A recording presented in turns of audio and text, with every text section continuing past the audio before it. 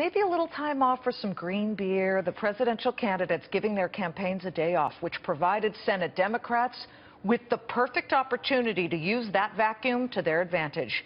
In a fiery speech, Minority Leader Harry Reid spoke at the Center for American Progress Action Fund. He focused solely on swinging the Senate back to blue. Of the seats up for grabs, 24 Republicans running for re-election, but 7 of those are in states, look at the map, that President Obama has won twice, including Florida and Ohio. Democrats only need 5 more seats for a majority. Senator Reid hoping to tie GOP leaders to the rise of Trump, blaming their antics for fracturing the GOP this badly. Listen. For too long, Senator McConnell and Speaker Ryan have tried to have it both ways, giving Trump occasionally a slap on the wrist each time he says something detestable, but always committing to support him at the end of the day. This is precisely the kind of moral cowardice that enabled the rise of Trump. Let's bring in Joe Listinghi. He's a Democratic strategist with the Chatterton Group, and DeRoy Murdoch, a columnist and Fox News contributor, with us now on the Party of Trump bumper sticker, gentlemen, that Harry Reid appears to be working to slap on every Republican's car bumper on their foreheads. Joe, you can well, let me start with DeRoy, because it's really your party here. You can dislike Harry Reid, you can disagree with him, but Senator Reid probably did exactly what Republicans would do if they were in this position. I can't blame him. I'm not a fan of Harry Reid, but if I were in Harry Reid's shoes, I think that's what I do. And the real challenge for Republicans is going to be whether or not Trump steps up and becomes presidential, watches his incredibly inflammatory rhetoric, and if he can calm down and just cool it and act like a president, it may not be a problem. But if he's going to have these outbursts where he makes fun of people's disabilities, where it takes him forever to denounce the KKK, saying if I don't get my way, there'll be riots. If that kind of thing goes on every day, Harry Reid will stand on the Senate floor and say, all right, do you Republicans agree with Trump or not, and try to divide the party. And there are some people like Senator Sass of Nebraska who say they will not support Trump, and it'll be very, very difficult to get people like that in line. I think you're going to have the party fractured and divided in all sorts of directions. Joe, there are conflicted Republicans who either they like Ted Cruz or perhaps John Kasich, or they're unhappy that Jeb Bush isn't in the race anymore. They don't like Donald Trump, but it's still to play out whether they will all back up Donald Trump as the party candidate if that's how it goes down. Will Senator Reid's theory, will his strategy work? Absolutely it will, and this is a common strategy. We've seen this play out many years. There were, if you remember, in 2010 and 2014, despite the fact that President Obama wasn't on the ballot, Republicans tied congressional leadership and congressional members to the president. The top of the ticket drives. Whoever's on the top of the ticket is supposed to be the standard bearer of that party. And congratulations, GOP, you just won yourself a Donald Trump. And Donald Trump was now going to be your standard bearer. So, yeah, you have to come out as a Republican and vehemently oppose your leader that your voters, by the way, are currently selecting, and then try to stand up and run for re-election on yourself by yourself. You have to separate yourself. I don't think they can do it. That puts leaders in a very difficult position, DeRoy, because guess what? The will of the people, so to speak. The will of the people right now, at least a large enough group when it comes to Republicans, like Donald Trump right now. He doesn't have the delegates at the moment, nor does anybody else, but he certainly is in the lead. You don't want your party leaders to appear to be finagling and twisting things and manipulating things, right? Absolutely not. This is like that Dr. Seuss character, the push me, pull you. You know, the more you move towards Trump, you upset the establishment. The more you move away from Trump, the more you upset people he's brought into the party. I heard a very interesting comment by Frank Luntz, who was on Fox a couple of nights ago, and he said an interesting... The pollster, Frank Luntz, yes.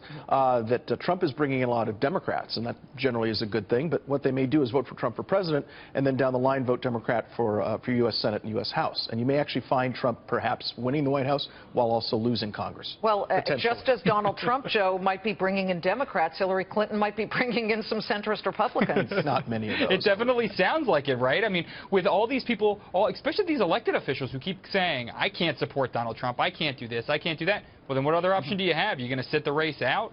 I mean, we're looking for real leadership in this town, and real leadership sometimes means you have to stand against your party. You got to be your own man or woman and make your voice heard. And Republicans need to start doing that. They need to start stepping up. I hate saying this as a Democrat, right? But this is what they've got to do. Unfortunately, what that does is it causes cracks in the foundations of everything else they say. Do you remember the pledge, the very first debate, the pledge that everyone was forced to raise their hands? I will support you support the our Republican nominee? candidate, exactly. Now are we regretting that question? Well, Joe, I guess the same idea on the Republican side. Under what circumstances do Ted Cruz or John Kasich DeRoy have the nomination instead of Trump? I suppose you could have this contested convention situation, but again, if it just is a matter of they don't have the number of votes, Trump, let's say, loses on the first ballot, they have fantastic speeches, they have an open vote, and Trump loses, that's one thing. But if it looks like some kind of a backroom deal, I think he and his supporters are going to freak out. I think at best they stay home, at worst they take it to the streets, and it could be a completely volatile situation. Well, we can put up the delegate numbers and who has what on both sides here, but Joe, again, we do have Trump with 673. Cruz is next closest with 411. John Kasich 143.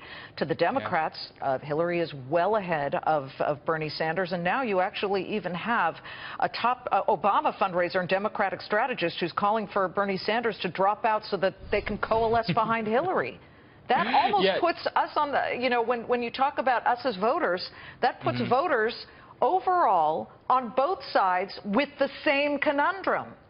Yeah, except I think on our side, we don't have the foundational issues that the GOP have right now.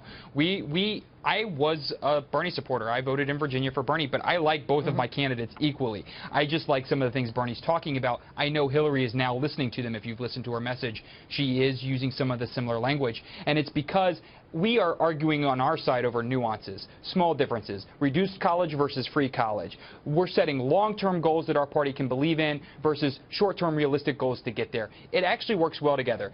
The enthusiasm on our side is that we're happy with either one of these candidates in the end, and we will be supporting them. Well, on their side, they've got a deep divide, really deep divide. Look at Kasich and Trump. There's nothing similar about those two men. I'm not sure, just to clarify here, I'm not sure that Bernie Sanders voters are going to be interested in jumping on Hillary's bandwagon. And on top of that, we need to bring this up as well. There are more developments in the email scandal, and we have a new show on Fox Business that's going to be airing on Friday nights. It's called Wall Street Week. Yes, the old Lou Rukeyser show is found a new life here. We're thrilled to have them, but their first show is going to be this Friday, and General Petraeus is one of the first guests. He, too, was in a situation where he shared what was top secret information, and we had the Wall Street Week folks ask him specifically about how he feels regarding this Hillary Clinton situation. Listen, Joe, you may be interested to hear what he said. I think she's being treated fairly, and I think that, you know, there are people, there are critics who will claim otherwise. There are supporters, actually, who will claim otherwise. Both sides are given to fantastical conspiracy theories. I think the debate among them and the treatment actually has been fair, and I think we'll see how this plays out. General DeRoy is saying that it looks like it's proceeding fairly. I think she's getting off very, very lightly. Look, so you disagree with General Petraeus? I do, yes. Look, we learned last week that the total number of classified emails on her server, 2,115. That's 99 more number than there were years between Christ's birth and now. That's how many. That's a huge number. Not just 2 or 3 or a dozen. Oh, gee, I made a mistake. An unbelievable, over 2,115 classified emails on Hillary's server. You can't just say that this is a goof or a little bit of administrative gaffe or something like that. This is a deliberate effort, I think, to cover up what she was doing, hide things from Freedom of Information Act, and she really ought to be arrested. All right, I hear Joe, chuckling there, but listen, we do have to go. We've got a lot of news here. I will promise to have both of you back. To respond to that? Well, right. I understand. Next time. You know, I do get it. We will bring you guys back, but we've got so much breaking news, and the markets are in the green. So, hey, as a business network, we got to go with that. Joe Listinghi, great to have you. DeRoy Murdock, pleasure. a pleasure. Thanks for having us.